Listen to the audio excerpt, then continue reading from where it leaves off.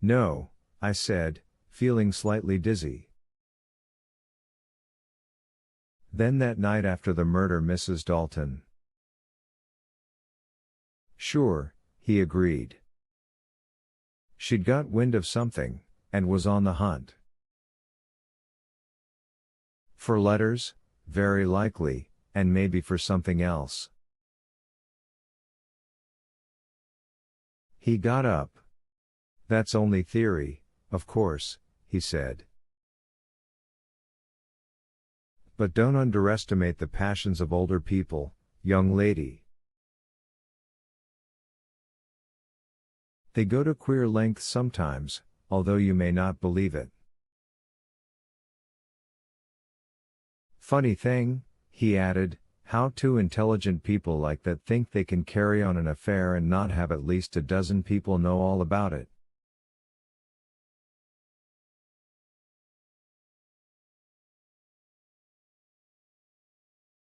We got our first hint from this gardener, Eben, but I expect most of the servants about here know what's been going on.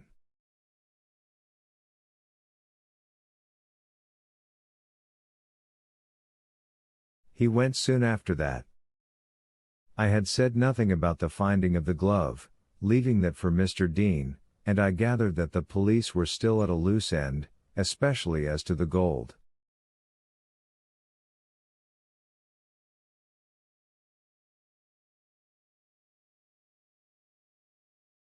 For most of that money was in gold, he said. 150 pounds of it anyhow. Maybe 200. That took some carrying and some hiding, believe me. And he assured me, as he went out the door, that the murder of Mrs. Lancaster had been, in spite of all appearances, no crime either of insanity or of sudden passion, but one long planned and skillfully carried out.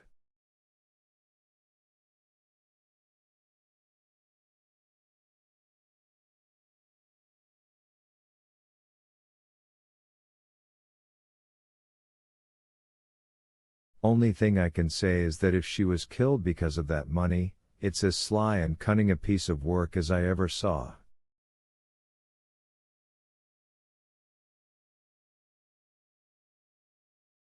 If she wasn't, then we've got a lunatic loose somewhere and we've got to get him. When Mother came home from church that day, she found me locked in my room, and as close to hysteria as the Crescent traditions permit to any young woman.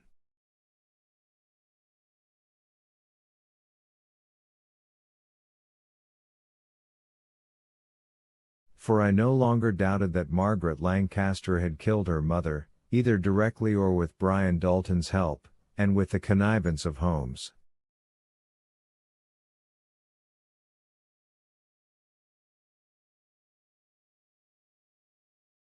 And I nearly burst into shrieks at the dinner table when, Lydia Talbot coming in to talk over Emily Lancaster's strange experience of the night before, Mother at once decreed that Holmes was to sleep in the house again that night.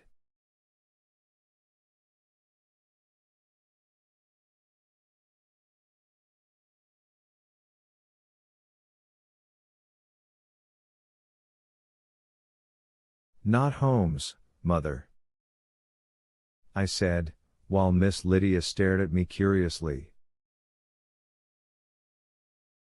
Why not Holmes? Mother said irritably. He can at least make a noise. Which is one reason why Holmes was never accused of our second crime, which was committed that night.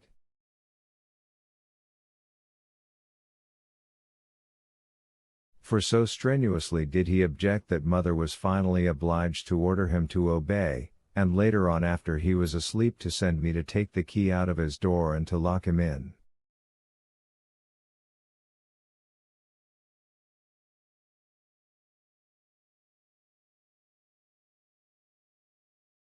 A confession which later brought a smile even to the faces of the police.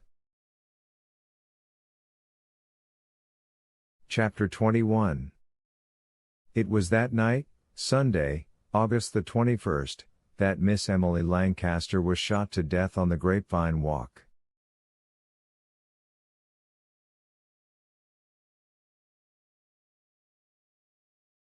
Looking back over that day, I cannot help marveling at how peaceful it was, in view of all that was to come.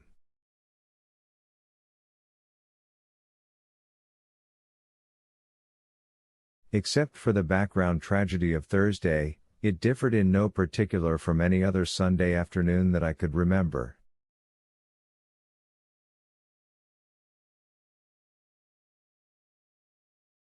As usual, Mother retired after our midday dinner for her rest, a device used by all the Crescent families to take care of the fried chicken and ice cream which is our summer Sunday meal, and which becomes roast beef and a fruit pie at the end of September.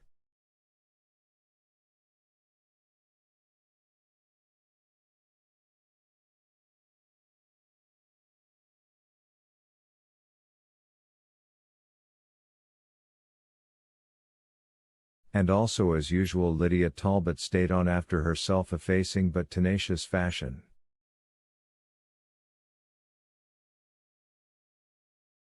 She frequently came in on Sundays, and always remained until something or other finally forced her away.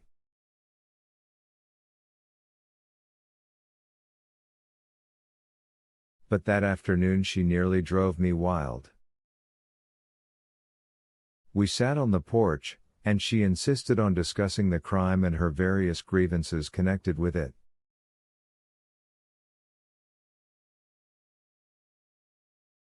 One would think, she said in her flat monotonous voice, that we would have been called in to help.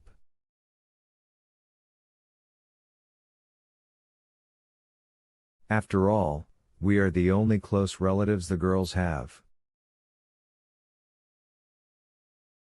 But can you believe that neither Hester nor I has been in the house since it happened? And they can't lay it to the police now, the police have gone. She was actually moist with indignation. One gray spit curl had straightened out and hung rakishly over an eye. High priestess of all our funerals as long as I could remember, I understood her resentment and did my best to soothe her.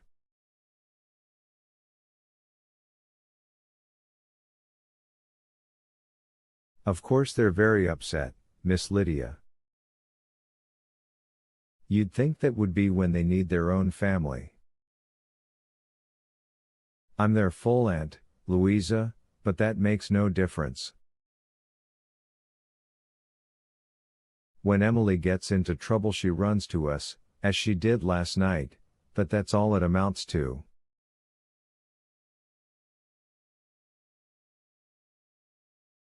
On that night alarm of Emily's, however, she was rather reticent.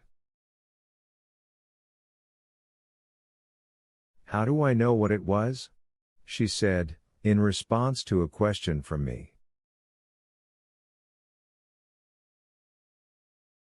Or who they are?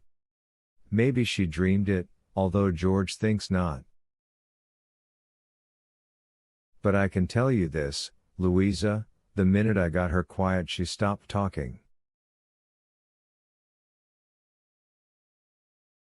She always was a close-mouthed woman anyhow, but she shut up like a clam. She changed the subject then as though she had said too much. I hear Helen Wellington has come back. Yes. I suppose she thinks Jim has all that money. That was almost too much for me.